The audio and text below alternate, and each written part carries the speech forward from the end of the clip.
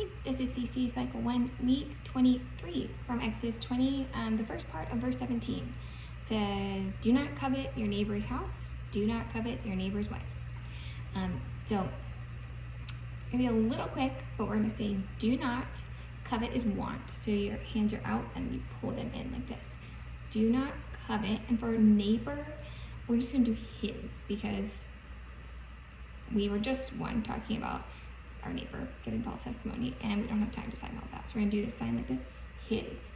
Do not covet your neighbor's house.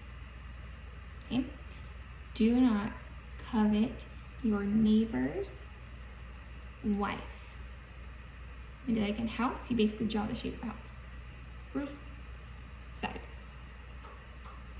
Do not covet your neighbor's house.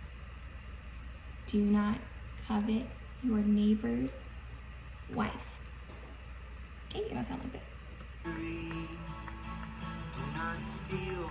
Do not give false testimony against your neighbor. Do not covet your neighbor's house.